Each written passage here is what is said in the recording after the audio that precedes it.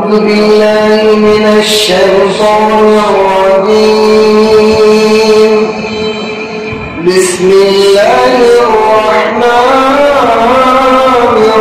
الرحيم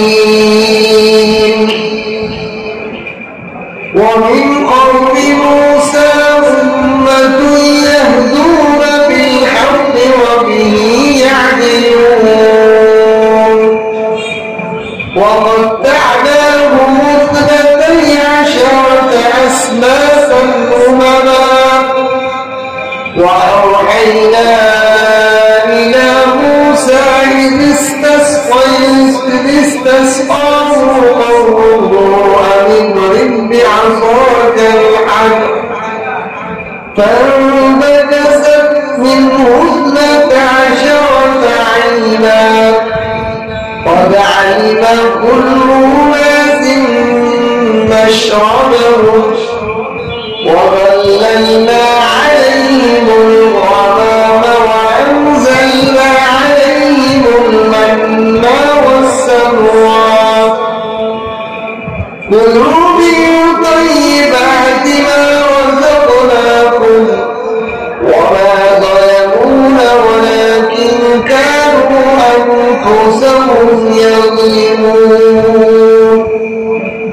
وإذ قيل لهم اسكنوا هذه القرية وكلوا منها حيث شئتم وقولوا حطة جدة وادخلوا الباب سجدا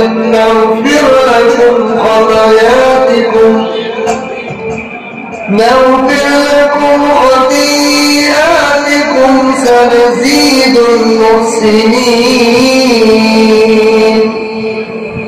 فبدل الذين ظلموا منهم قولا غير الذي قيل لهم فأرسلنا عليهم رجسا من السماء بما كانوا يظلمون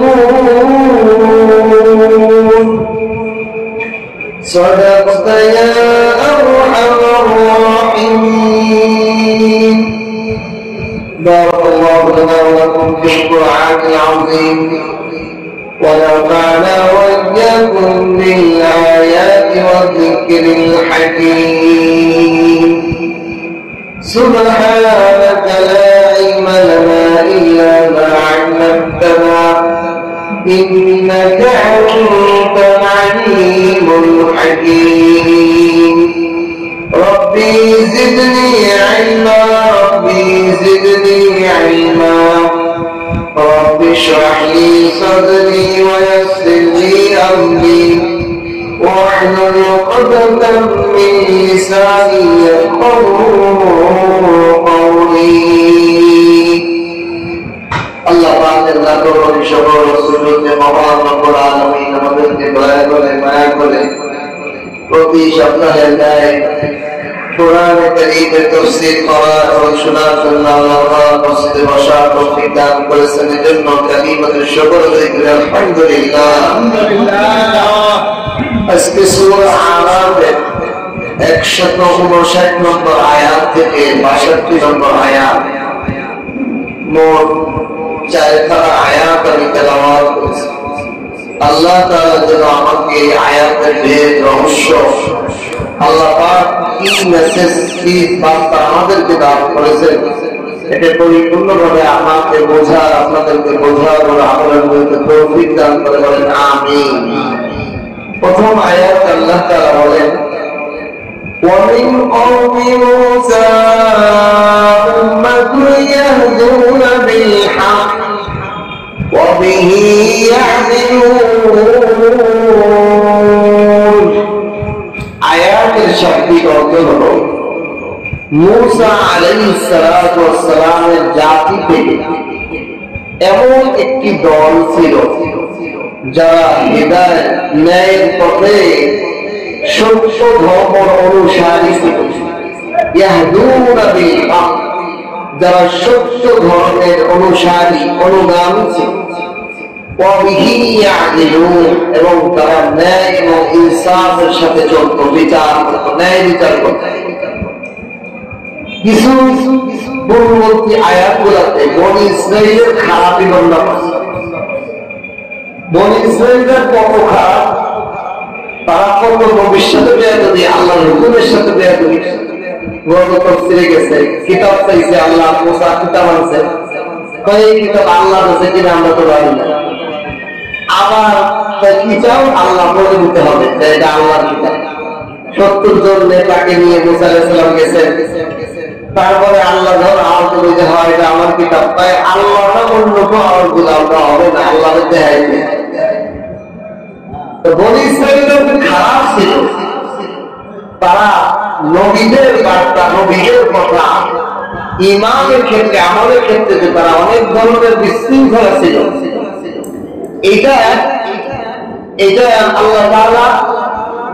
এটা আল্লাহ তাআলা ঘটনা বর্ণনা করছেন কত আয়াতগুলোতে। কিন্তু আল্লাহ তাআলার একটা স্বভাব হলো, যেই দলের যেই মতের মানুষগুলো যারা খারাপ তাদের খারাপই বর্ণনা করে, তাদের মধ্যে যদি কেউ ভালো ভালো কাজ করে ওটাও আল্লাহ বলে। আল্লাহ হলো ন্যায় বিচারক। আল্লাহ কি বিচারক? ন্যায় বিচারক। এই জন্য আমি আগেও একবার আলোচনা করেছিলাম যে আল্লাহ তাআলা তো কেমন ন্যায় বিচারক, এটার একটা উদাহরণ হাদিস থেকে। কিয়ামতের ময়দানে মানুষ এবং জিন জাতির হিসাব রাখে, গর্তের পিলেকা থেকে শুরু করে, পানির মাছ থেকে শুরু করে, সমস্ত প্রাণী, গরু, ছাগল, পাখি, পশু, সমস্ত প্রাণীর বিচার আল্লাহ তাআলা মানুষ এবং জিনের বিচারের আগে করবেন। আল্লাহ যে ন্যায় বিচারক, এটা প্রমাণের জন্য, এটা মানুষকে বোঝানোর জন্য। আল্লাহ তো ন্যায় বিচারক, মানুষ বুঝতে হবে যে আল্লাহ কেমন ন্যায় বিচারক। এই জন্য কিয়ামতের ময়দানে মানুষের হিসাবে রাখে, সমস্ত প্রাণী জগতের হিসাব কিভাবে। আল্লাহ রাসূল বলেন, একটা গরু আর একটা গরুরে ভূত করছে। আল্লাহ তাআলা বলেন, ওই গরু তোমাকে ওই গরু ভূত করছিল? জি আল্লাহ, বিচার চাই। আল্লাহ বলেন, তুমিও আজকে একটা গরু দাও, ভূত দিবে, বিচার পরিপূর্ণভাবে সমাধান হবে, যাও মাটি হয়ে যাও। মানুষের সামনে এই গরু ছাগলের বিচার করে কি বুঝাইতে চায়? যেই প্রাণীকে আল্লাহ তাআলা বানাইছেন তাদের কোন জান্নাতও নেই, জাহান্নামও নাই, তাদের ক্ষেত্রেও যদি আল্লাহ পাকের এইরকম কড়া বিচার হয়, ও মানুষ আর ও দিন, তোমাদের আমলের ক্ষেত্রে আল্লাহ কি কোন খানো বিচার হবে এটা বুঝিয়ে লাগবে। আল্লাহ তাআলার একটা স্বভাব হলো, আমাদের তো স্বভাব ভিন্ন। বাংলাদেশের রাজনীতি, আপনি যদি আমলিগ করেন, তুমি বাংলাদেশের আর যত পার্টি আছে সব খারাপ। আপনি যদি বিএনপি করেন, বাংলাদেশের আর যত দল আছে সব খারাপ। আপনি যদি জামাত করেন, আর কোন দল ভালো না, আপনি ভালো। এই হলো না আমাদের দেশের রাজনীতি আর হিংসা প্রবণতা। কিন্তু আল্লাহ পাকের স্বভাব হলো, আল্লাহ বান্দা, আল্লাহ জাতি কোন ত্রুটি থাকলে ত্রুটি খারাপই বলে, ভালো থাকলে ভালোটা বলে। আমাদের এরকম হতে হবে। আজকে আমাকে একজন জিজ্ঞাসা করছে যে জিয়াউর রহমানের ব্যাপারে আপনি কি জানেন? আমি বলি, যদি জিয়াউর রহমানের ব্যাপারে বলি 1 ঘন্টা লাগে। ওনার অনেক ভালো দিক আছে, বঙ্গবন্ধু শেখ মুজিবের কথা বলি, ভালো দিকগুলো অনেক কিছু আছে, আবার খারাপিও। শেখ হাসিনার ব্যাপারে যদি বলি, শেখ হাসিনার ভালো আছে, খারাপও আছে। বিশেষ করে এখন হলো খারাপের বাড়ি বেশি, খারাপটা বেশি, কিন্তু তার ভালো নাই। সে যে একটা পর্দা সেতু বানাইছে, সে যে রোড করছে, এটা কি তার ভালো দিন না? ভালোকে যে ভালো করবে না, খারাপকে যে খারাপ করবে না, সে কখনো ইনসাফের পর নাই না। একটা লোক আমার ভালো লাগে না, ওর পুরো সবই খারাপ, এটা হতে, এটা আল্লাহ পাকের ব্যবস্থা। আল্লাহ তাআলা এজন্য বলেন, আমি তো ইদানিং কিছু পূর্ববর্তী আয়াতগুলোতে তোমাদেরকে বনি ইসরাইলের আরো বর্ণনা করছি, ওরা কিরকম খারাপ, আমার বিধান মানতে চায় না, নবীদেরকে মারিয়ে ফেলে, নবীদের সঙ্গে হতবার্তা করে, উল্টোপাল্টা করে, গরু পূজা শুরু করে দেয়, উল্টোপাল্টা করে। এই সব উল্টোপাল্টা বনি ইসরাইলরা বর্ণনা করছি। তো বনি ইসরাইলের মধ্যে কি ভালো কোন লোক ছিল না? এবারে যেবারে নবী يهدون بالحق وبه يعدلون হে দুনিয়ার মানুষেরা শোনো বনি ইসরাইলের আমি খারাপ বর্ণনা করছি কিন্তু বনি ইসরাইলের মূসা জাতি থেকে এমন একটা দল ছিল ইয়াহদুনা বিল হক যারা মূসা আলাইহিস সালাতু ওয়াস সালামের তাওরাতের হুকুমের পুঙ্খানুপুঙ্খ আমল করত সুবহানাল্লাহ ওয়া বিহি ইয়াদিলুন তারা ন্যায় ইনসাফের বিচার করত ঘটনা শোনাইতেন রাসূলুল্লাহ সাল্লাল্লাহু আলাইহি সাল্লাম মেরাজের রাতে বহু জায়গা গেছেন তার মধ্যে পৃথিবীর পূর্ব প্রান্ত চীনেরও পরে এই পৃথিবীর পূর্ব দিকে শেষ সীমানা আছে শেষ প্রান্তরে একটা জাতির কাছে হযরত জিবরাইল আলাইহিস সালাম মুহাম্মদুর রাসূলুল্লাহ সাল্লাল্লাহু আলাইহি সাল্লামকে মেরাজের রাতে নিয়ে গেছেন আল্লাহর রাসূল জিবরাইলকে জিজ্ঞাসা ও জিবরাইল এরা কারা এরা মূসা আলাইহিস সালামের একজন হক অনুসারী দল বনি ইসরাইলের একটা দল এরা কি এদের হিস্টোরি এরা যখন বনি ইসরাইলদের অধিকাংশ মানুষ মূসা আলাইহিস সালামের বিরুদ্ধে করে উল্টোপাল্টা করে অনেক কিছু করে এরা ছিল নেকরায়ন এরা একটা গোষ্ঠী একটা দল ছিল সত্য মূসা আলাইহিস সালামকে মানতে মূসা আলাইহিস সালামের বিদায়ের পর এরা আল্লাহর কাছে দোয়া করলো আল্লাহ এই বনি ইসরাইলদের সাথে আমরা থাকতে চাই আমরা এদের দল কিন্তু এদের থেকে আমাদের যারা অনুসারী মূসা আলাইহিস সালামের সত্য অনুসারী আমাদেরকে এমন একটা দূরে একটা পর্বতে নিয়ে যান এমন একটা অঞ্চলে আমাদেরকে দিয়ে দেন যেখানে সাথে এই বনি ইসরাইলদের কোনো যোগাযোগ কোনো কিছু থাকবে না আমরা এখন নিশ্চিন্ত একটা জায়গা থাকবো প্রান্তরে যেখানে কোনো মানুষই আসতে পারে এমন একটা জায়গা আমাদেরকে দেন ওইখানে আমরা শুধু আপনার গোলামি আপনার ইবাদত বন্দেগীতে কাটাবো মূসা আলাইহিস সালামের যে বিধিবিধান দিয়েছে ওই অনুযায়ী আমরা আমল করব এই মুজিবুল্লাহ বলে এই দলটা সেই বলটা আল্লাহ তাআলা তাদেরকে হঠাৎ করে একটা দিয়ে এমন জায়গায় রাখছেন এখানে কোনো মানুষজন আসতে পারে না যাইতে পারে তাদের খাদ্যের ব্যাপার কি ছিল রাতের বেলা তাদের জন্য বৃষ্টি দিনের বেলা আকাশ তাদের জন্য পরিষ্কার তাদেরকে আল্লাহ রাসূল জিজ্ঞাসা করলেন প্রথমে জিবরাইল যখন আল্লাহ রাসূলকে নিয়ে গেলেন বললেন হে বনি ইসরাইলের ওই দল তোমাদের কাছে কাকে নিয়ে আসছি জানো কাকে তোমাদের কাছে নিয়ে আসছি তোমাদের নবী মূসা যে বলছে শেষ জামানা একজন নবী উম্মি আসবে সেই নবী উম্মি মুহাম্মদুর রাসূলুল্লাহকে তোমাদের কাছে নিয়ে আসছি তারা তো আগের থেকেই জানে তারা বলে যে আমাদের কাছে আমাদের নবী মূসা আলাইহিস সালাম বলেছিলেন যে শেষ জামানার যদি উম্মি নবী তোমরা পাও মুহাম্মদ সাল্লাল্লাহু আলাইহি ওয়াসাল্লাম পাও আমার সালাম তাকে পৌঁছে এবং তোমরা তাকে পাওয়ার সাথে সাথে ঈমান তার উপর ঈমান গ্রহণ করবে তখন আল্লাহ রাসূলের হাতে তারা সকলে ঈমান এবং ঈমান গ্রহণ করে তারপরে রাসূলুল্লাহ সাল্লাল্লাহু আলাইহি ওয়াসাল্লাম তাদেরকে নামাজ যাকাত তারপরে তো শনিবার ইবাদত করতে আল্লাহ রাসূল বললেন আজকে তোমরা জুমার দিন শুক্রবারের দিন ইবাদত করবে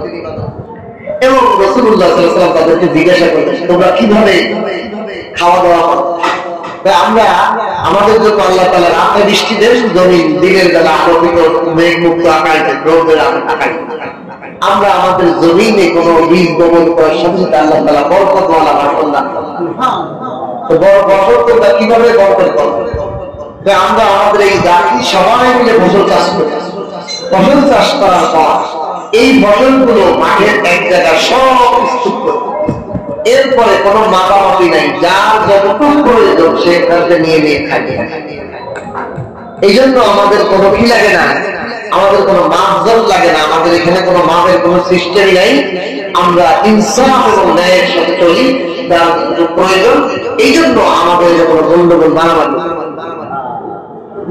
তখন ওরা বলে কেউ কি মিথ্যে কথা বলে না ইয়া রাসূলুল্লাহ ইয়া হাবিবাল্লাহ আমাদের এই সমাজে যদি কেউ মিথ্যে কথা বলে সঙ্গে সঙ্গে আসমান থেকে আগুন এসে তার পুরাই দেয়।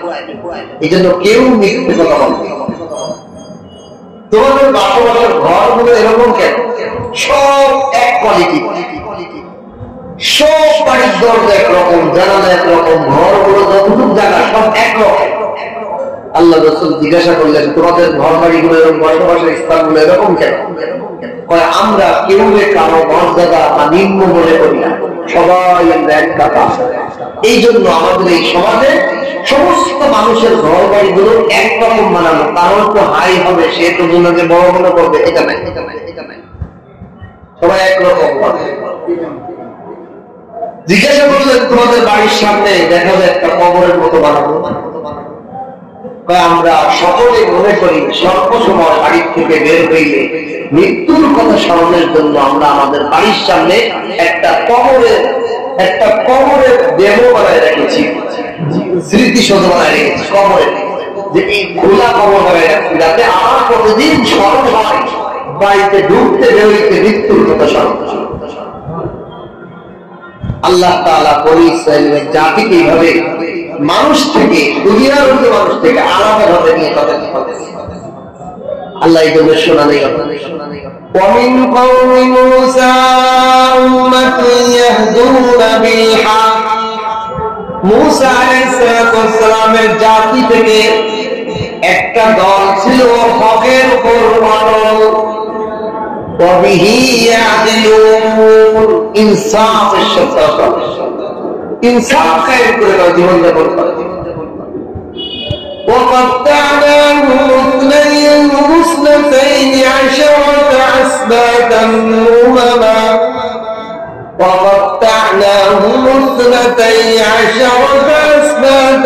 أمما আল্লাহ তাআলা বলেন, এই বনি ইসরাঈলের আমি এদের জাতিকে 12টা দলে বিভক্ত করেছি। কটা দল? 12টা। বনি ইসরাঈল, এটা ইয়াকুব আলাইহিস সালামের অপর নাম। ইয়াকুব নবী, ওনার আরেকটা নাম ছিল কি? বনি ইসরাঈল। ইসরাঈল, ওনার নাম ছিল ইসরাঈল। ইসরাঈল শব্দের অর্থ হলো আল্লাহর বান্দা, আল্লাহর গোলাম। আর বনি মানে সন্তান। ওনার একটা নাম ছিল আল্লাহর বান্দা, আর বনি ইসরাঈল মানে হলো বনি ইসরাঈলের সন্তান, ইয়াকুব নবীর সন্তান। এখন ইউসুফ আলাইহিস সালাম সহ এই ইয়াকুব নবীর 12টা ছেলে, কয়টা ছেলে? 12টা ছেলে, 12টা সন্তান। এই 12টা সন্তানের বংশধরই বনি ইসরাঈলের 12টা গোষ্ঠী।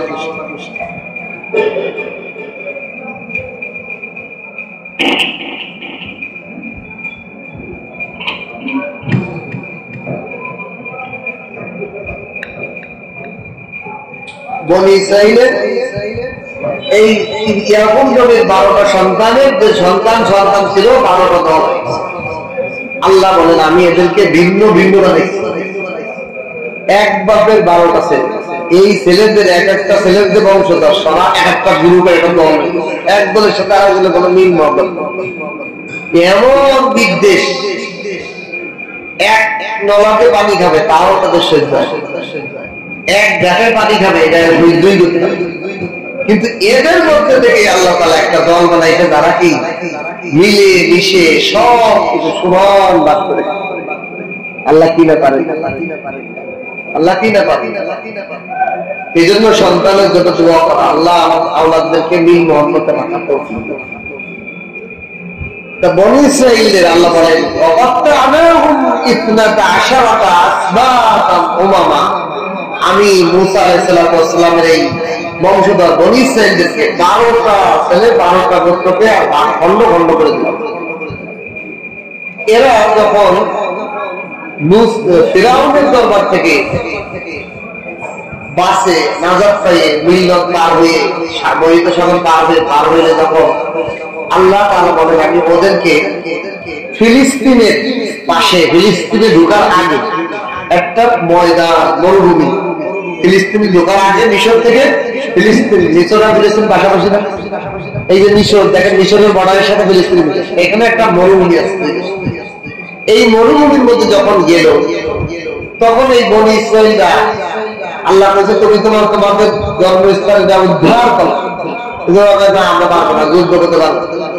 বেয়াদবির কারণে আল্লাহ তাআলা তাকে কি করলেন, বনি ইসরাঈলের একটা আযাব হলো এই ময়দান থেকে বের হয়ে যেতে। সকাল থেকে হাঁটা শুরু করবে, রাতের বেলা আবার হাঁটা শেষ করে তাঁবুটা নামে, সকালে ঘুমের তুলে দেয় যে টাকা শুরু আসলে ওইখানে। এইভাবে কত বছর আল্লাহ ঘুরেছে? 40 বছর। এখন এরকম ঘুরতেছে যাদের যাওয়ার করবে, এখন খাবার লাগবে, পানি লাগবে না। মুসা আলাইহিস সালাম বলে, মুসা আমাদের জন্য পানির ব্যবস্থা করো, আমাদের জন্য পানির ব্যবস্থা করো। তখন আল্লাহ বলতেছিল ওয়া আওহাইনা ইলা মুসা ইযিস তাসকাহু কওমুহু আন ইদরিব বিআসাকাল হাদ। আমি মুসা আলাইহিস সালাম যখন দোয়া করলেন, আল্লাহ আমার জাতিকে পানি লাগবে, পানি দেন, মরুভূমির মধ্যে তো পানির ব্যবস্থা নেই। আল্লাহ তাআলা বললেন ওয়া আওহাইনা, আমি ওহী দিলাম, ওহী পাঠাইলাম, খবর পাঠাইলাম ইলা মুসা, মুসার কাছে। ইযিস তাসকা কওমুহু, যখন তার কওম তার কাছে পানি চাইবে, আনিদরিব বিআসাকাল হাদ, তুমি পাথরের মধ্যে, একটা পাথরের মধ্যে লাঠি দ্বারা বাড়ি মারো, পাথরের মধ্যে কি মারো। এখন এই পাথরটা হলো মুজিজার পাথর। এই পাথরটা কি? মুজিজার পাথর। এই পাথরের ব্যাপারে মুফাসসিররা কাম বলেন এটা কিভাবে মুজিজার পাথর হইল, এটা একটা আগে ঘটনা। ঘটনা হলো এই পাথর যখন মুসা আলাইহিস সালাম নদীতে গোসল করতে নামে, বনি ইসরাঈলরা আগের যুগে এতই ছিল না, মানুষের কাপড় চোপড়ের তো বিষয়গুলো ছিল, মানুষ কাপড় খুলে নদীতে ল্যাংটা হয়ে, মুসা নবীও ল্যাংটা হয়ে গোসল করতেন। কিন্তু নবী হিসেবে ওনার তো লজ্জা ছিল না, এই জন্য উনি সাধারণ মানুষ না, নারী পুরুষ যেখানে যেই ঘাটে গোসল করে, ওই ঘাট থেকে অনেক দূরে যেখানে মানুষজন দেখা যায় না, ওইখানে যে উলঙ্গ হয়ে নদীতে গোসল করে। এই জন্য এখনো পর্যন্ত ফিকহি মাসালা হলো, আপনি যদি আপনার বাথরুমে দরজা আটকায় কাপড় চোপড় খুলে পানিতে সব শরীর ভিজায় গোসল করেন, কোনো গুনাহ নেই, কোনো কি নাই, গুনাহ। বাকি লজ্জাশীলতা ভালো, উত্তম। আপনি একটা লুঙ্গি পরে, একটা গামছা পরে গোসল করলেন, মানে নিজের লজ্জাস্থান নিজে না দেখা, বাকি দেখলে গুনাহ হবে, না দেখাই ভালো। এখন এই জন্য যেখানে অন্য কোনো মানুষ দেখা যায় না সেখানে উলঙ্গ গোসল করা জায়েজ আছে, কিন্তু মানুষের লজ্জাশীল থাকা উত্তম, নিজের লজ্জা নিজে না প্রয়োজন ছাড়া। প্রয়োজনের তো অসুখ বেশি হইলো, কোনো কিছু বলন লাগাইতে সেটা তো ভিন্ন। মুসা আলাইহিস সালাম নদীর অনেক দূরে, এখানে বনি ইসরাঈলরা থাকতো না, কোনো মানুষজন নাই, সেখান থেকে দূরে যায় উলঙ্গ এই নদীতে রাত দিয়ে গোসল করে আমার খাবার চলবে। কিন্তু আল্লাহ তাআলা এই মুসা আলাইহিস সালাম যেহেতু ভিন্ন জায়গাতে গোসল করে, সবার সামনে গোসল করে না, ধরুন এলাকার নারী পুরুষ সব নদীর ঘাটে যে জামা কাপড় খুলে ল্যাংটা হয়ে গোসল করে, এখন সবার উলঙ্গ লজ্জাস্থান সবাই দেখে না। এখন বনি ইসরাঈলরা মনে করতেছে মুসা নবীর মনে হয় লিঙ্গের মধ্যে সমস্যা, তার লজ্জাস্থানের মধ্যে কি সমস্যা, এই জন্য সে আমাদের থেকে লজ্জা দূরে যায়, তার মানে ছোট সবাই আমরা দেখায় দেখায় গোসল করতেছি, তুমি একা আলাদা ঘাটে গোসল করো, মনে হয় তোমার কি ভুল করতে সমস্যা। কি একটা অপবাদ বনি ইসরাঈলরা মুসা আলাইহিস সালামের দিকে। অথচ আল্লাহ তাআলা যত মানুষকে নবী বানান, কমপক্ষে 40 জন যুবকের যে শক্তি, সেই পরিমাণ শক্তি সুস্বাস্থ্য নবীকে আল্লাহ দান। নবীর কি দোষ থাকতে পারে? কিন্তু নবীর দোষ এখন দূর করবে কেন? কি ঝামেলা না? কিন্তু আল্লাহ তাআলা নবীর দোষ মুক্ত করার জন্য কি ঘটনা ঘটায় দেখেন, কি করলেন? মুসা আলাইহিস সালাম কাপড় চোপড় খুলে একটা পাথরের উপর রাখছে, পাশে লাঠি রেখে উলঙ্গ হয়ে যেই নদীতে নামছে, এই পাথরকে আল্লাহ জীবন দান করে দিয়েছেন। এই পাথরকে আল্লাহ তাআলা কথা বলার শক্তি দিয়ে দিয়েছেন। এই পাথরকে আল্লাহ দৌড়ানোর ক্ষমতা দিয়েছেন। এই মুসা আলাইহিস সালামের কাপড় চোপড় দিয়ে এই পাথর দেশে দৌড়। মুসা আলাইহিস সালাম এক দৌড়কে দেখে আমার কাপড় চোপড় দিয়ে দৌড় দেয়, উঠে লাঠি নিয়ে দৌড়, পাথরও কাপড় চোপড় নিয়ে দৌড়, দুইজনের দৌড় প্রতিযোগিতা শুরু হয়ে গেছে। এই জন্য ইসলামের দৌড় প্রতিযোগিতা কি আছে, যায় না। মানুষের সাথে বিবিরে নিয়ে দৌড় প্রতিযোগিতা দেবেন, ভাইয়ে ভাইয়ে দৌড় প্রতিযোগিতা দেবেন, বোনে বোনে দৌড় প্রতিযোগিতা দেবেন। হাদিসের মধ্যে আল্লাহ রাসূল সাল্লাল্লাহু আলাইহি ওয়াসাল্লাম আয়েশা রাদিয়াল্লাহু সাথে দুইবার দৌড় প্রতিযোগিতা, আমিও আমার বিবির সাথে দিচ্ছি। আমি সেই সুন্দর কথাই বলতে চলে, উঠানের মধ্যে বাড়ির ভিতরে উঠান থাকে না, গ্রামের বাড়ি, কাশের দৌড় দিব। প্রথমবার আয়েশা দিচ্ছে, প্রথমবার আপনি দিতা, দ্বিতীয়বার দৌড়ে আমি দিতা, আমার সাথে পারবে পুরুষ মানুষের সাথে দৌড়ে। এই যে দৌড় কিন্তু মুসা আলাইহিস সালাম পাথরের পিছে দৌড়, ইয়া সাবি আমার কাপড় উসকু থাম থাম। পাথরে কাপড় নিয়ে দৌড়াইতে দৌড়াইতে বনি ইসরাঈল যে ঘাটে গোসল করছে, ওই ঘাটে এসে থেমে গেছে। আর মুসা আলাইহিস সালাম যখন দৌড়াইতেছে, তার পুরুষ লিঙ্গ কি ভালো আছে না খারাপ আছে, বনি ইসরাঈলের তাকায় সব দেখছে। দেখে পাই কি আমরা তো একদিন ভুল ধারণা করছি, মুসা নবী মনে করছি যে ছোট পুরুষ সমস্যা না, ছোট সুপুরুষ। আল্লাহ তাআলা একটা অপবাদকে দূর করার জন্য একটা জড় পদার্থ পাথরকে জীবন দান করছে, কথা বলার শক্তি দান করছে, চলার শক্তি দান করছে। এর মানে অপবাদটা কত ঘৃণিত, অপবাদ মানুষের উপর দেওয়া এটা কত নিকৃষ্ট, যে আল্লাহ পছন্দ করে।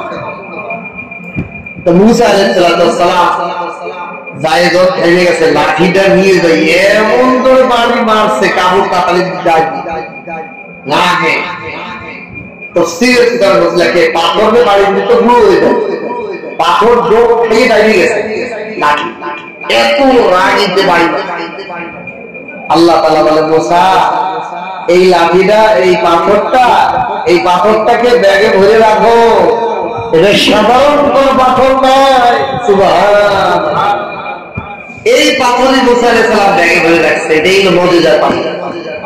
আল্লাহ এটাই বলতেছে, ওয়া আওহাইনা ইলা মুসা, আমি মুসার কাছে ওহী পাঠাইলাম, ইযিস্তাসকাহু কওমুহু, যখন তার কওম তার কাছে পানি চাইলো, আমি যরিব বিআসাকাল হাক, ও মুসা তোমার পকেটের মধ্যে, তোমার ব্যাগে যে পাথর আছে, এই পাথরের মধ্যে লাঠি দিয়ে একটা বাড়ি মারো। সুবহান, বাড়ি মারছে।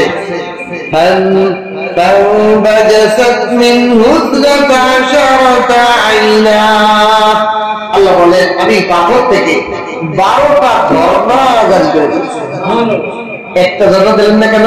ওই আল্লাহ বলি কেটা মানে 12টা গোষ্ঠী একটা একটা দেখতেই পারে, এই জন্য পানি দিতে একটা ঝর্ণা হইব, ঘুষো ঘুষি বানানো হইব, পানি সব করে দিব, খাইতে আসতে পারি। এই জন্য আল্লাহ বললেন, আমি ওদের 12টা গোষ্ঠী বলেছি, প্রত্যেকটা খাবার আমি 12টা করে দিই। এই জন্য গভীর নদের মধ্যে আমি 12টা রাস্তা বানিয়েছিলাম। কত রাস্তা? এক গোষ্ঠীর লোক আর এক গোষ্ঠীর পথ দেখতে দিলাম, কি ঠেকা ঠেকা হইল। কয়েকদিন আগে আমার গ্রামে এক জায়গায় গেছি দাওয়াত খেতে, দুই ভাই বাড়ি বানাইছে, দুই ভাই মিলে 5 ফুট 5 ফুট ছাড়লে 10 ফিটের রাস্তা হয় না। এক ভাই আর একটা সাথে এত দ্বন্দ্ব দেওয়াল দিয়ে, হে 10 ফিট রাস্তা হয়েছে, হেও 10 ফিট রাস্তা হয়েছে, কয় ফিট গেছে তাও বোকার দল বলছে না। বলবেন আমাদের সমাজে এখনো বনি ইসরাঈল মানুষ আছে কিনা? বনি ইসরাঈল মানুষ তুমি বোঝো, তুমি 5 ফিট ছাড়লে আমাকে ছাড়লে রাস্তা হয়ে গেল, দুইজনের বাড়ি থেকে বেরোইতে ফায়দা হলো না। আর এখন তুমিও 10 ফিট বানাইছো, মাঝখানে একটা দেওয়াল দিয়ে, দেওয়ালের বিরুদ্ধে তুমি বানাইছো, ও বানাইছো, রাস্তা করতে দেওয়াল দিয়ে 20 ফিট দ্বারা খায়। বনি ইসরাঈল আল্লাহ কয়, এই বনি ইসরাঈলকে আমি 12টা দলে বিভক্ত করছি, ঠেটা একটা সেটা বনে না। আমি নীল নদের মধ্যে, লোহিত সাগরের মধ্যে যখন রাস্তা করে দিচ্ছি, 12টা রাস্তা করছি, একটা রাস্তা করবো 12টা কিলো দিলি করে তো নদী পার হইতো না, তুই আগে গেলি তোর তো লাগে গেল, তোর গোষ্ঠীর লোক লাগে গেল, এই লোক কি ফিরে অন্য কথা লাগে না, ওরা নিজেরা জানি তাই মরবে, ওরা পাওয়া হইতে পারবে। এই জন্য আল্লাহ তাআলা 12টা রাস্তা করে দিয়েছেন। এখানেও আল্লাহ তাআলা বলেন আমি 12টা ধর্ম দিই, 12টা ধর্ম আপত্তি প্রত্যেক গোষ্ঠী তার লাইন থেকে পানি খায়। قد علم كل أناس مشربهم, অবশ্যই তারা জেনে নিয়েছিল, প্রত্যেকটা মানুষ তারা জেনে নিয়েছিল তাদের কোন লাইন থেকে পানি খাইতে হবে, কোন ঝর্ণা থেকে পানি খাইতে হবে। বনী ইসরাঈলরা প্রত্যেকের নাম লেখা ছিল। কোন কোন মুফাসসিররা বলেন এই ঝর্ণাগুলোর মধ্যে কোন গোত্র কোন সেটার নামও আল্লাহ লিখেছেন। নীল নদের মধ্যে রাস্তাও রয়েছে, শুধু না আল্লাহ তাআলা ফিলার করে দিয়েছেন এই বংশরা হিন্দু দিবা নাম লিখে দিয়েছিল। এই জন্য আল্লাহ বলছেন কুল্লু উনাসিন, প্রতিটা মানুষ মাশরাবাহুম, তার পান করার জায়গা জানতো কোনটা আমার, কোনটা আমার বংশ, আমার দল, আমরা যে গোষ্ঠী সেই দল, সেই দল। তাহলে দেখে থাকলে কেন রুজু প্রত্যেকটা মানুষ এমন বাবা খুব ফাইল করতে বুঝতো যে এই বিবিধ আমার গোষ্ঠী। প্রতিটা মানুষ তার পান করার জায়গা জেনে নিয়েছিল। আল্লাহ বলেন শুধু এরকম নিয়ামতের বনী ইসরাঈলকে দেই নাই, ওয়াযাল্লালনা আলাইহিমুল গামাম, আমি তাদেরকে এই মরুভূমির মধ্যে তাদেরকে শুধু পানি পান করাই শান্ত করি নাই। এত অবাধ্য, এত অনুকূলের পরেও আমি আল্লাহ তাদেরকে মেঘ দিয়ে মরুভূমির মধ্যে ছায়া দিয়েছি। বনী ইসরাঈল যেখানে যাইতো ওই জায়গাটা মেঘ আসছিল, অথচ মরুভূমি থাকে, উত্তপ্ত, গাছপালা থাকে না, ওখানে কাঁটা রোদ্দুর থাকে, কিন্তু আল্লাহ তাআলা বলেন আমি বনী ইসরাঈলকে মেঘের মাধ্যমে তাদেরকে ছায়া। وأنزلنا عليهم المن والسلوى, শুধু পানি খান পানি পান করাই নাই, তাদের জন্য আসমান থেকে তাদের উপর আমি নাযিল করেছিলাম মান্না এবং সালোয়া, জান্নাতি খাবার। আপনারা বলতে পারেন আল্লাহ ইয়ার হুজুর আমাদের কি কোনো জান্নাতি খাবার আল্লাহ খাওয়ায় না? খাওয়ায়। আমরা এখন অনেকে জানি না জান্নাতি খাবার কোনটা। এই দুনিয়ার বুকে কিয়ামত পর্যন্ত জান্নাতের কিছু খাবার আমাদের জন্য স্পেশাল, আল্লাহ রাসূলের উম্মতের জন্য আল্লাহ বানাই দিয়েছেন। বনী ইসরাঈলকে শুধু ময়দানে কি করতে খাইছে, আর আল্লাহ তাআলা কিয়ামত পর্যন্ত আমাদের উম্মতের জন্য সব সময়ের জন্য জান্নাতি খাবার ব্যবস্থা করেছেন। তার মধ্যে একটা হলো গরুর। দুনিয়ার কোন ফ্যাক্টরিতে তৈরি হয় না, বরং দুনিয়ার কোন ফ্যাক্টরি থেকে ভেজাল দিতে গেলে আসলত্ব থাকে। আর একটা খাবার হলো দুধ, জান্নাত থেকে তৈরি হয়, দুনিয়াতে মিক্স করলে এটার কোয়ালিটি নষ্ট হয়ে যায়, আসল কোয়ালিটি থাকে না। জান্নাতে বানানোর খাবার দুধ। কেমনে? লজিক এবং যুক্তি এবং বিজ্ঞান দিয়ে আপনি জাস্টিফাই করেন। দুনিয়ার কোন ফ্যাক্টরিতে কোন মাল দিলে ওই মালের সাথে সম্পৃক্ত প্রোডাক্ট বের হয়, ঠিক কিনা? কিন্তু আমি আপনি গরুরে ঘাস খাওয়াই, কাঁঠালের পাতা বসি আর চিড়াগুড় খাওয়াই, এত সুন্দর সাদা, এত সুন্দর দবদবে দুধ কিভাবে তৈরি হয়? তাহলে বলে যায় ঘাস বানায় না, কি বানায়? এটা আল্লাহ জান্নাত থেকে তৈরি করে এই গরু নামক পাইনের মাধ্যমে আল্লাহ তাআলা ঢুকায় আমাদের কাছে পাঠায়। এটা জান্নাতি খাবার। বনী ইসরাঈলদেরকে আল্লাহ তাআলা, অনেক মানুষ আছে কপাল পোড়া মধু খায় না, মধু দিলে না না মধু খাই না, দুধ খেতে চলে না আমি দুধ খাই না, কপাল পোড়া এই দুনিয়ার মধ্যে এটা জান্নাতের খাবার পছন্দ করে না, ওর কপাল তো জাহান্নামে চলে যাচ্ছে, ঠিক কিনা? অনেক মানুষ আছে দুধ পছন্দ করে। আমি এরকম একটা বার পাইছি, এক মাস একটা মানুষ কেন দুধ খাই না, ভালো লাগে না, আমি পড়ে হইলে দিচ্ছি কি কিনে গেছি এখন করে খাও, পরে আমি বুঝালাম এই কথা, এটা ডাইরেক্ট জান্নাতের খাবার, এখানে কোন মধ্যস্থতা নেই। আল্লাহ তাআলা ডাইরেক্ট জান্নাতে তৈরি করে এটা পাঠায়। আর এই যে তুমি খাও না জান্নাতের খাবার, খাওয়া তুমি জাহান্নামের খাবার। পরে ওই যে দুধ খাইটা হুজুর আমার কাছে আজকে থেকে দুধ সবচেয়ে মজাদার লাগে। চিন্তা করেন যে কোনো খাদ্যের ফজিলত জানলে ওদের স্বাদ বেড়ে যায়। আমার বিবি খাসির গোস্ত বা ছাগলের গোস্ত দেখি, আমি এই দুনিয়ার মধ্যে যত গোস্ত আছে তার মধ্যে সবচেয়ে আমাদের সমাজে যত গোস্ত আছে কবুতরের গোস্ত, মুরগির গোস্ত, গরুর গোস্ত, খাসির গোস্ত, বলেন এই সমাজ এগুলো বিক্রি হয়। এর মধ্যে সবচেয়ে দামি করলাম এই যে দামি দেখান না, তাকে আপনি কি কম দামি মানুষ থাকেন, যে কম দামি মানুষ সে দামি খাবার পছন্দ করবে না, এটাই স্বাভাবিক।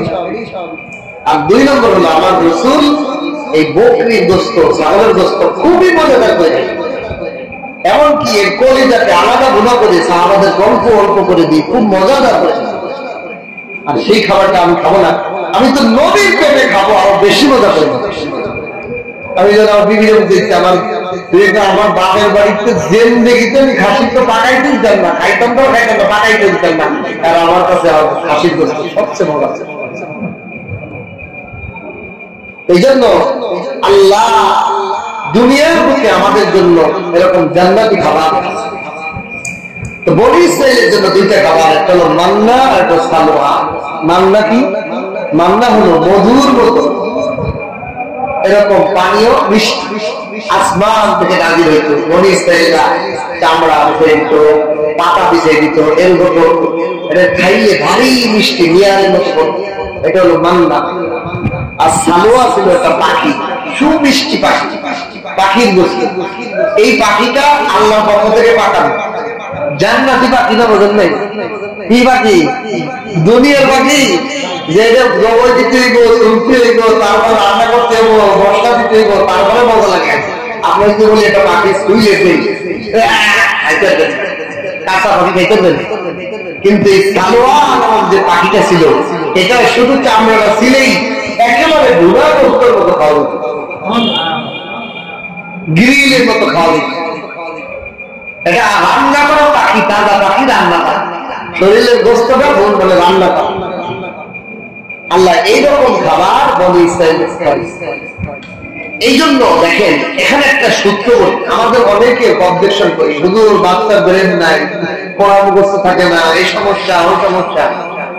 কোরআনের সাথে সম্পর্ক থাকে, সব জ্ঞান আছে। বনি ইসরাইলরা পৃথিবীর মধ্যে ইহুদি জাতি, ইসরায়েল, এরা তো ওই বংশধর। এই বংশধর জান্নাতি খাবার মান্না এবং সালোয়া খাওয়া হয় এখনো পর্যন্ত সবচেয়ে বড় বিজ্ঞানী ইসরায়েল। যারা যত ধরনের আবিষ্কার, যত ধরনের বড় এই এদের থেকে হয়েছে, কারণ ওরা ওই জান্নাতি খাবার খাইছে। এই জন্য ওদের বংশের মধ্যে ব্রেন সবকিছু আবিষ্কারের সবগুলো আমি বুঝিদের। এখন আসে আমাদের বাচ্চাদেরকে যদি ব্রেনই বানাইতে চাই, তা ঘরের মধ্যে এই 2টা খাবার রেডি হয় সবসময়, একটা হলো মধু, একটা হলো দুধ। এখনো দেখেন ডাক্তার বিজ্ঞানরা কি বলে, আপনি অসুস্থ, দুর্বল, সব সমস্যা, দুর্বল, দুধ খাওয়ান বাচ্চাকে, কি বলেন? আমরা আবল তাবল বহু জিনিস খাই, কিন্তু ঘরের মধ্যে বাচ্চার জন্য মধু রাখি না, দুধ রাখি। প্রতিদিন আপনার বাচ্চাকে যদি আপনি রেগুলার একটু হাতের মধ্যে দিয়ে চাটাই খাওয়ান, একটু মধু খাও, প্রতিদিন একটা গ্লাস দুধ খাও। দেখেন ছোটকালে আমরা যখন 3-4 বছর পর্যন্ত মায়ের দুধের পর আমাদের জীবন চলছে না, আমরা কি দুনিয়ার আর কোনো খাবার খেয়েছি? বাইরে ছিলাম না, আমাদের শরীরে কোনো ফ্যাট ছিল সময়, বরং দুধ খাওয়ার কারণে আমাদের শরীর নালিশ কুদুস। ওই বাচ্চারা দেখতে কি সুন্দর লাগতো, সবাই তো আর বড় হয়ে আসল খাওয়া ছেড়ে দিয়ে আবার এই জন্য আপনার শরীর, আমার শরীরকে যদি সুস্থ রাখতে হয়, তাহলে আজকে থেকে 1000 টাকার গরুর গোস্ত না কিনে 1000 টাকা একটা গরু কিনে নিজে খাবে, বিবিকে খাওয়াবে, বাচ্চাদের খাওয়াবে। প্রতিদিন বাসি থেকে একটু মধু, আর রাতে ঘুমানোর আগে একটু দুধ অভ্যাস করে। আল্লাহ রাসূল সাল্লাল্লাহু আলাইহি সাল্লামের জিন্দেগিতে যদি আমরা তাকাই, সেখানেও এরকম আমল ছিল। রাসূল সাল্লাল্লাহু আলাইহি ওয়াসাল্লাম সকালবেলা মধুর শরবত খেতেন, আর ঘুমানোর আগে একটু দুধ খেতেন, হালকা উমামা গরমের দুধ খেতেন। শরীর স্বাস্থ্য রোগমুক্ত থাকে, ভালো থাকে। আমরা অনেক জিনিস খাই, কিন্তু আসল জিনিসগুলো এটা বয়স হয়ে যাচ্ছে, হাড়ি দুর্বল, এই সমস্যা। এই 2টা খাবার আপনি রেগুলার খান, মাঝখানে দাঁড়ান খান না খান না, দেখেন আমরা শরীর ঠিক। বনি ইসরাইলদেরকে আল্লাহ তাআলা এই মান্না এবং সালোয়া এই জিনিস দিয়ে আল্লাহ তাআলা পালন করতেন 40 বছর, 1-2 দিন, কত বছর? 40 বছর। আমি তাদের উপর নাযিল করেছিলাম মান্না নামক মধুর সুস্বাদু খাবার, পাখির গোশত খাইয়েছিলাম। কুলু মিন তাইয়্যিবাতি মা রাযাকনাকুম, হে বনী ইসরাঈল তোমরা খাও, কিয়ামত পর্যন্ত আনেওয়ালা মানুষ তোমরা খাও। মিন তাইয়্যিবাতি মা রাযাকনাকুম, আমি যত জিনিস তোমাদেরকে রিজিক দিয়েছি তার মধ্যে পবিত্র জিনিসটা খাও, নাপাক খাইও না। যত জিনিস আমাদেরকে হালাল করছে আল্লাহ এটা পবিত্র, আর যত জিনিস হারাম করছে সব নাপাক, সব কি নাপাক। আরেকটা এমনিতে বুঝে আসে, দেখেন আপনি যত জিনিস পরিচ্ছন্ন পবিত্র করে খাবেন আপনার শরীর তত সুস্থ হবে। আমাদের রোগ বলে অবস্থা দরকার স্বাস্থ্যগত কিছু কথা আল্লাহ তো পবিত্র হয়েছে, এটাও প্রত্যেক বিষয়। আল্লাহ বলছে পবিত্র জিনিসটা খাও। দেখেন আমাদের পানি খাই, পানি দূষিত, পানির মধ্যে হাজারো প্রকার আয়রন। এটা পানি এটা গিলাসে ঢাললে কয়েকদিন পর গিলাস না আসলে লালচ হয়ে যায়। তাহলে আমার পেটটা কিরকম লালচ হয়ে দিল, আমার রোগ যে চলবো পানি যেতে চলাফেরা করে সেই জায়গাটা কথা মনে রইল। এইভাবেই তো আমাদের রোগে আয়রন পড়ে, পেটের বিলাদের আয়রন পড়ে, আমাদের রোগ জ্বালা মুসিবত, ওই যন্ত্রগুলো ভালোভাবে কাজ করতে পারে না, পাস করতে পারে না, তখনই আমাদের রোগ গ্যাস্ট্রিক এই সমস্যা। তাহলে আমাদেরকে যত খাদ্য খাইতে হবে পরিচ্ছন্নতা, তার মধ্যে সর্বশক্তি। দেখেন আমরা হাত দিয়ে দেখি, কারণ হাতের মাধ্যমে আমার খাদ্যটার মধ্যে ময়লা আবর্জনা করবে। যে রসুল বলেন 1 হাত ধোয়া না 2 হাত ধোয়া, আবার সামান্য একটু দিও না, বরং কবজি পর্যন্ত দিবা। সুন্নত কি খাবারের সময় জোর হাতের কবজি পর্যন্ত দেওয়া, যাতে তোমার খাদ্যের মধ্যে কোন ধরনের ভাইরাস কোন ইনফেকশন তোমার ভিতরে না হতে। অথচ আমরা চিন্তা করেন, আমরা তো হাতও দিই না। অনেক সময় খাবার সামনে এসে গেছে, গিয়ে মতে গেছি, হাত ধোয়ার কি সময় আছে? সর্বদা আমি আমাকে সর্বনাশ। আল্লাহ এই একটা সত্য কথা, পবিত্রতার সাথে খাও, পবিত্র করে খাও। এবং খাদ্যের ক্ষেত্রে এগুলো সচেতন। পানি, আমাদের পানি পান করি, পানির ক্ষেত্রে খুবই সেন্সিটিভ করে খাও, পরিচ্ছন্ন পানি, আইনমুক্ত পানি। পানি যদি সুন্দর করে দেখে আমরা হাজার রোগ ভালো যে দেশে পানি খেয়ে লাগে, যে কোনো পানি খাই। খাবারের ক্ষেত্রে কোনো জাস্টিফাই নেই, পুরা তেল না দেওয়া তেল হোটেল মোটেলে যেতে যেতে খাই, এটা কি স্বাস্থ্যগত? বরং আমরা যেটা বাস্তবতা দেখতাম, জীবনে কোনোদিন না খেয়ে 3 দিন কাটাইতাম, তবু হোটেল কাটাইতাম। অথচ জিভ ভাই ভাল লাগে, খেয়ে লাগে, পুরা তেল, পচা খাবার কি কি খাওয়ায়। আল্লাহ তাআলা আমাদেরকে আমি যত জিনিস দিয়েছি তাতে তোমরা পবিত্রতা খাও, পরিচ্ছন্ন পবিত্রতা খাও। তোমরা যে আমার সাথে জুলুম করো, আমার কথা মানো না, এই জুলুম তো আসলে আমার সাথে করো না, বরং তোমরা তোমাদের নিজেদের নফসের পরে জুলুম করো। তোমরা মনে করতেছো আল্লাহ রকম মানি না, আমার কি আল্লাহ ক্ষতি করতেছো না, নিজের ক্ষতি তোমরা নিজেরা।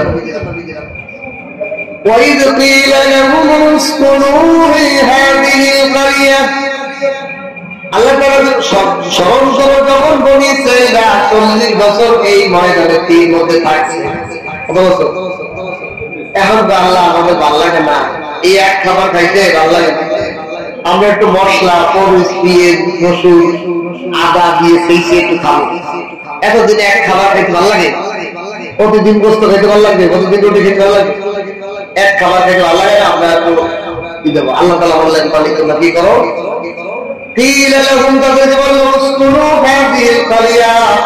এই যে ফিলিস্তিন দেখতেছো, এখানে যে বসবাস করো। আল্লাহ 40 বছর শাস্তি দিয়ে এবার তোকে মনোমুক্ত করে ওইখানে তোর বসবাস করো। তবে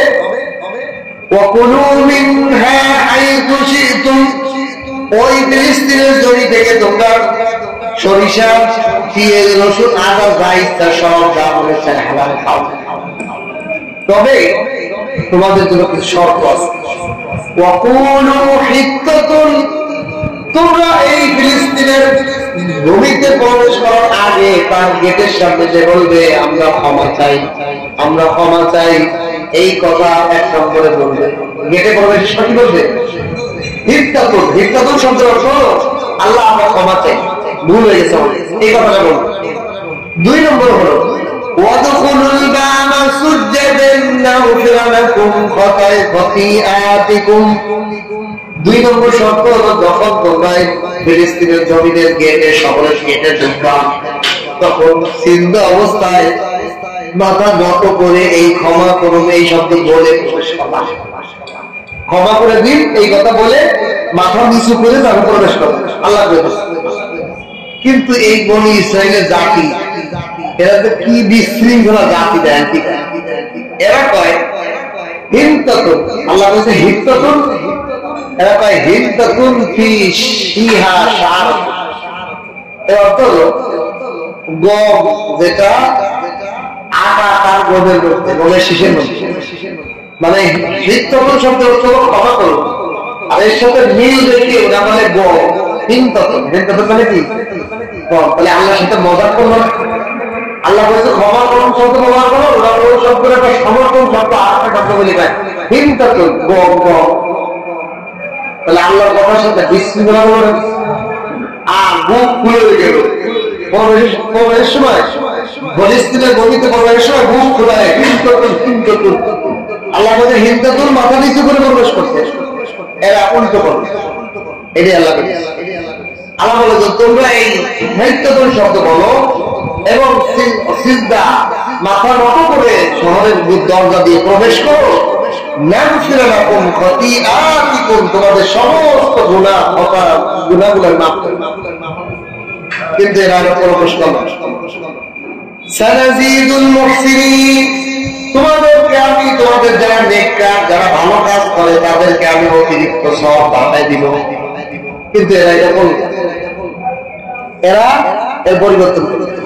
فبدل الذين ظلموا منهم, বনি ইসরাঈলের থেকে একটা দল যারা জুলুমবাজ, তারা আল্লাহর এই কথাটাকে কাওলান গায়রাল্লাযী ক্বিলা লাহুম, আল্লাহ তাদেরকে যা বলতে বলছে সেটার বিপরীত বানাইয়ে, উল্টো পাল্টা বানাইয়ে তারা এটা বলল। সবাই না, এই বনি ইসরাঈলের কিছু বিশৃঙ্খলা আছে, তারা কি করলো? ওই কথাটা পরিবর্তন করলো। হিমতা, আল্লাহ বলছে হিমতাতুন, এরা কয় হিমতাতুন লাহ। আল্লাহ বলছে ক্ষমা করুন শব্দ বলুন, ওরা কয় গম গম গম। আল্লাহ বললেন, আল্লাহ তাআলা বললেন তখন আমি কি করলাম? ফাআরসালনা আলাইহিমুর রিজসাম মিনাস সামা, আসমান থেকে আমি আযাব দান করলাম। বিমা কানু ইয়াযলিমুন, তারা যে জুলুম করেছে, অন্যায় করেছে, অবাধ্য হয়েছে, আল্লাহর সাথে মজাক করছে। আল্লাহর কত বড় পাওয়ার! দুনিয়ার মানুষ একজন পুলিশ দেখলে ভয় পায়, একজন ক্ষমতাসীন দেখলে ভয় পায় যে তার ক্ষমতা আছে, আমার যে মুসলমান আমরা কি শেখ হাসিনা আমলিক আমাদেরকে আয়না ধরে বানাইছে, এই জন্য শেখ হাসিনা আমার ভয় পেয়ে। আল্লাহ কি শেখ হাসিনার থেকে কোটি কোটি গুণ বেশি শক্তি দেন? আল্লাহর সাথে কি মজা করছেন? অথচ আমরা তো কাজে করেন আল্লাহর সাথে মজা করি। আল্লাহ তাআলা বলেন আমি তাদের পর আযাব, যারাই বেয়াদবি করেছিল তাদেরকে আযাবে গ্রেফতার করে। আল্লাহ তাআলা আমাদেরকে এই আয়াতগুলো থেকে কয়েকটা জিনিস আমাদের জন্য শিক্ষা নিয়ে, একটা হলো, 1 নম্বর হলো আমাদের সামনে যদি কেউ আমার দুশ্মন হয়, কেউ আমার ভালো লাগে না, তার ভালো হলে ভালো, তার খারাপ হলে খারাপ বলতে হবে। এক সাইড একজনের ভালো লাগে না বলে তার ভালো হলেও খারাপ, তার খারাপ হলেও খারাপ বলা যাবে না। আল্লাহ তাআলা বনি ইসরাঈলদের খারাপ বর্ণনা করছেন, ওদের ভালো গুলো বর্ণনা করছেন। 2 নম্বর হলো যে আল্লাহ তাআলা মূসা আলাইহিস সালামের বনি ইসরাঈলদের উপর কি দিয়ে অনুগ্রহ করছিলেন, এই অনুগ্রহের পরে আল্লাহ তাআলার কথা মানার কারণে তাদেরকে মাফ করে দিয়েছেন, তাদেরকে নতুন ভূমি দান করছেন। আল্লাহর হুকুম মানলে আল্লাহ সব দিবেন, আর আল্লাহর হুকুমকে তারা বিকৃত করবে, চেঞ্জ করবে, মানবে না, আল্লাহ তাদের উপর আযাব দিবেন। এই সকল আল্লাহ তাআলা আমাদেরকে আল্লাহর হুকুম মতো চলার তৌফিক দান করুন।